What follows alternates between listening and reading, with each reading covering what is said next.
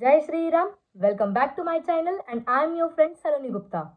So, this video is related to ITT again. This is part 2, part 1 आपने देख ही लिया होगा. So, day 3 starts with Excel and Excel हमें Rupali ma'am ने सिखाया था. और जैसे कि आपको मैंने पार्ट 1 में बता ही दिया था कि Excel अराउंड 5 डेज चला था. तो Excel में हमने बहुत सारे फॉर्मूलेज देखे, बहुत सारे अर्थमेटिक प्रोग्रेशंस देखे. उसके बाद शॉर्टकट्स मैम ने बताया, जैसे कि आपको मैं बता सकती हूँ. हाँ, उन्होंने ये भी बताया कि रो कैसे ऐड करना है, कॉलम कैसे ऐड करना है, डिलीट अगर करना है तो उसके लिए शॉर्टकट्स क्या रहेंगे. तो वो सारे लाइक एक्सेल के लिए भी उन्होंने बोला कि माउस की इतनी ज़रूरत नहीं है, आप कीबोर्ड से कर सकते. तो 5 डेज बस एक्सेल एक्सेल एक्सेल हुआ. बेसिक से थोड़ा एडवांस लेवल पे गए. Like for example pivot table सिखाया, सॉल्वर सिखाया, उन्होंने सिनेरियो कैसे बनाते वो सिखाया. तो यही सब था. सो डे 3 से लेके 10 तक एक्सेल हुआ और एक पीपीटी हुआ. पीपीटी तो जैसे कि हमें नॉर्मल बेसिक्स तो आते हैं, तो रूपाली मैम ने क्या किया था, पीपीटी का लाइक थोड़ा सा एडवांस वर्जन सिखाया. जैसे कि एनिमेशन, अगर आप लोग पीपीटी करते तो उसमें एनिमेशन और कैसे डाल के अट्रैक्टिव बनाना है, इफेक्ट कैसे डालना है, साउंड इफेक्ट हो या कलर इफेक्ट हो, हर स्लाइड्स को किस मोड पे चेंज करना है, वो सब बताया. ज़्यादा कुछ नहीं था, लाइक पीपीटी ईजी था, हमने पहले भी सीखा था लाइक बचपन में, तो सेम ज़्यादा कुछ ये नहीं था. पीपीटी तो 1 डे का था. So day 14 starts with CAT session. और कैट का जो सेशन था वो पूरा थेरोटिकल था. मैम ने प्रैक्टिकल कोई भी कुछ मीन्स प्रैक्टिकली तो कुछ नहीं लिया था. सो थ्योरी में मीन्स मैम ने यही सब सिखाया कि व्हाट इज़ कैट और दी कैट का एप्लीकेशन कहाँ कहाँ पर होता है. बस इतना ही हुआ और ज़्यादा कुछ नहीं हुआ उस दिन. सो गाइज, मैंने आपको बताया था पार्ट 1 में कि प्रेजेंटेशन के बारे में कुछ आपको मैंने आइडियाज़ दी थी कि टॉपिक्स हम लोग चूज़ करते हैं और मैनेजमेंट से अप्रूव होता है और उसके बाद हम लोग उस चीज़ को प्रेजेंट करते हैं. सो आपको मैं डेमो दिखाऊंगी कि प्रेजेंटेशन कैसे किया था मैंने. और हाँ, एक चीज़ याद रखना कि प्रेजेंटेशन का जो भी टॉपिक है वो टॉपिक आपको सबके सामने पूरे क्लास के सामने प्रेजेंट करना है. बस पीपीटी आपने बना लिया, बस मैम को वो पेन ड्राइव दे दिया, नहीं, ऐसा नहीं होता है. पीपीटी बनाया है तो उसको एक्सप्लेन भी करना है अपने ओन वर्ड्स में सबके सामने. सो ये था एक अच्छा पॉइंट जो हमने लाइक पूरे आईटीटी के लाइक 15 दिन में बस उसी दिन कम्युनिकेशन हो पाया. नहीं तो है ना, ये टोटल 14 डेज तो कुछ भी कम्युनिकेशन नहीं था. लास्ट 15 डेज में हमने उतना ही थोड़ा सा कम्युनिकेट किया. So you people can see these are the notes given by the Ajinkya sir of the tally. So part 1 में हमने देखा कि मैंने खुद बताया था आपको कि सर लिखवाते ये सारी चीज़ें, तो आप खुद देख सकते शॉर्टकट्स वगैरह एक एक कॉन्सेप्ट बहुत डिटेल में सिखाते थे. सो वैसे ही उतने ही डिटेल में उन्होंने नोट्स भी लिखवाया. फिर सब कुछ सिखाने के बाद उन्होंने क्वेश्चंस भी करवाए. सो गाइस, फाइनली वो प्रेजेंटेशन का दिन आ ही गया. एक एक करके सब लोग आए, प्रेजेंटेशन दिए, एक्सप्लेनेशन दिए. और sorry for the inconvenience, like strictly मना था. हम लोग लाइक मोबाइल अलाउड्स नहीं थे, इसकी वजह से बहुत सारे मैंने प्रेजेंटेशन के फ़ोटोज़ नहीं निकाले. This was the presentation presented by me and my topic was role of RBI in banking sector. Next is Indian banking sector. So Indian banking sector 18th century में बैंक्स का निर्माण हुआ था. First bank was the bank of Hindustan. फिर the largest and the first oldest bank is SBI. SBI सबको पता रहेगा. और आप आज तो हम लोग देख सकते हैं कि मोर देन 5000 एसबीआई की ब्रांचेस है ऑल ओवर द वर्ल्ड. सिर्फ इंडिया में नहीं but all over the world SBI के ब्रांचेस है. So these are the functions today we are going to discuss about the RBI. First function is monetary authority. Monetary authority मतलब क्या, जो भी currency circulate होते हैं वो सब आरबीआई ही कंट्रोल करता है, सर्कुलेट करता है. उसकी सारी पॉलिसी कि कौन से नोट्स सर्कुलेट होने चाहिए कंट्री में, कौन से नहीं होने चाहिए, क्या चीज रिजेक्ट होना चाहिए. फॉर एग्जाम्पल आप सबको पता है कि 2000 के नोट राइट, वो शायद से 1 या 2 साल ही चले. किसने पॉलिसी निकाला? आरबीआई ने. It is not in the hand of prime minister और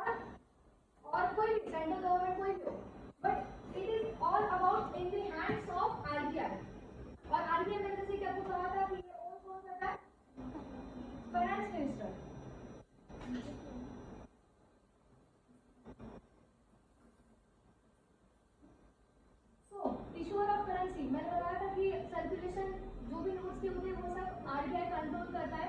जो भी नोट्स के डिजाइन से, फॉर एग्जांपल हमारे 2000 की नोट पे कौन सा जो 2000 का नोट था उस पे कौन सा डिजाइन था? कौन सा था? पिंक कलर था। उसमें एक एक्स्ट्रा एक फंक्शन था जो अब तक किसी भी नोट में नहीं है।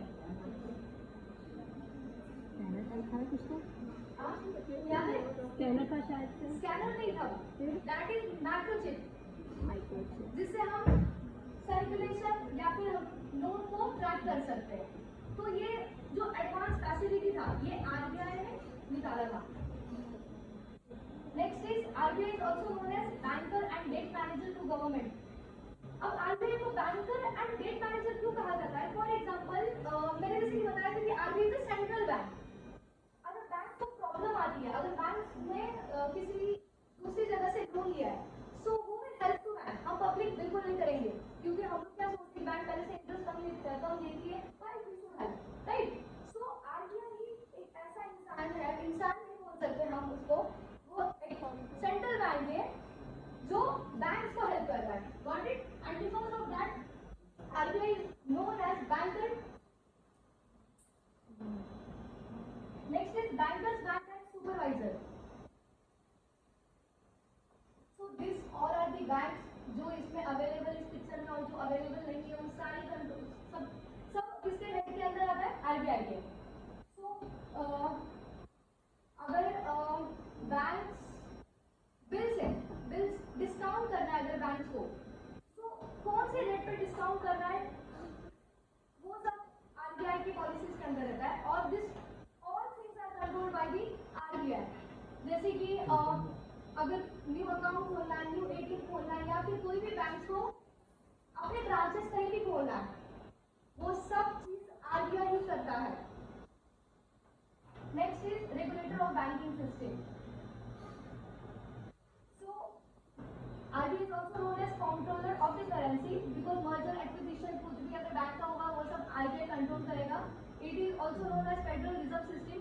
अगर बैंक के पास पैसा नहीं है तो आरबीआई है, क्योंकि आरबीआई कुछ पैसे रिजर्व करके रखता है। सारे पैसे ऐसे नहीं कि अगर उसने नोट्स बनाए हैं तो ऐसा कंपलसरी नहीं कि सारे वो सर्कुलेट कर दे मार्केट में, नहीं, बहुत सारे रिजर्व आरबीआई के पास रहते हैं। नेक्स्ट है regulator and supervisor of the payment and settlement system.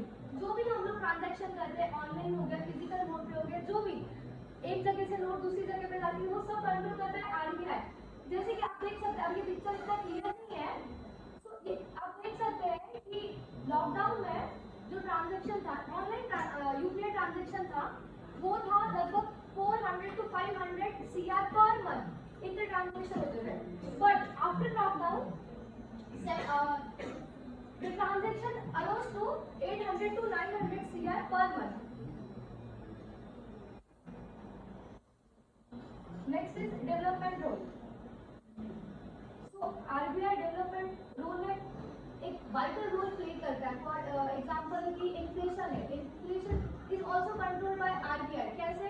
अगर एक्सेसिव नोट्स है, सो आरबीआई को पता है कि अगर एक्सेसिव नोट्स है मार्केट में तो कैसे अपने पास वापस ले लेगा, और अगर नोट्स कम पड़ जाते हैं मार्केट में तो आरबीआई को ये तक पता है कि नोट्स कब हमें सर्कुलेट करना है और कौन से नोट कब बंद करनी है। लाइक डीमोनेटाइजेशन 2016 का जो था वो सब आरबीआई ने किया है। बहुत सारे banking services, advance banking services, पीछे वाले थोड़ा ध्यान दीजिए यार, बहुत मेहनत से बनाया है।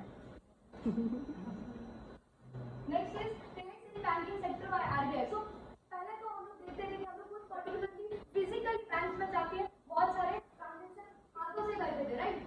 पहले फॉर्म्स भरते थे, राइट? बहुत, अगर बैंक ज्यादा दूर है, ब्रांचेस भी ज्यादा नहीं थे, बट आप आज हर जगह देख सकते हैं कि एटीएम्स हो गए हर जगह, राइट?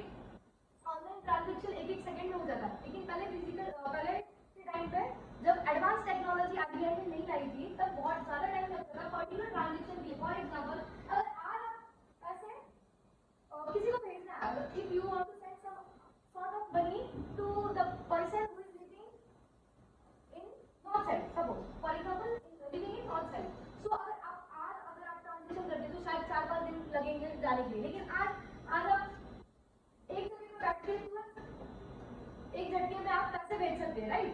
ये क्यों हुआ है? बहुत सारे एडवांस टेक्नोलॉजी की वजह से। For example biometric system, AI, demat account सबको पता है, स्टॉक मार्केट के लिए, एसआईपी वगैरह के लिए, फिर blockchain, UPI, mobile banking, digitalization. Next is instrument used to control banks. So these are the 5 instruments which are used by the RBI to control the bank. First is CRR, cash ratio, cash reserve ratio. अब cash reserve ratio मतलब क्या? कि a sort of amount, a sort of percentage of a deposit which is kept by the bank itself. अब क्यों लोग करते हैं? जैसे कि हमें पता है कि हमारे पेरेंट्स, ऐसा नहीं है कि अगर पेरेंट्स पापा का अगर आज एक दिन में सैलरी आया, एक दिन में वो उड़ा दिया, ऐसा होता है क्या? रिस्पॉन्स नहीं दे रहे हो यार तुम लोग। नहीं होता है कि नहीं? नहीं होता है। आप व्हाट इज दिस? होता है कि नहीं? नहीं होता है। नहीं होता है, ठीक है। सो वैसे ही ना बैंक से ना कुछ परसेंटेज ऑफ अमाउंट अपने पास, खुद के पास लेंड करता है।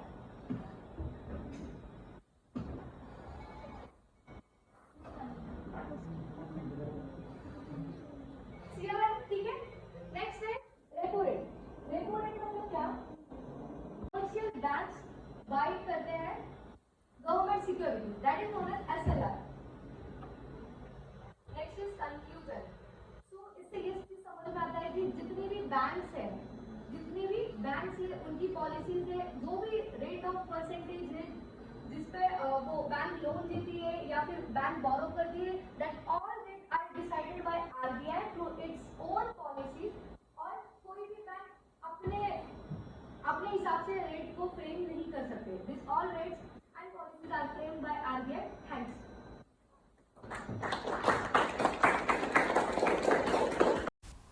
This was the classroom of ITT and the batch of 28 students.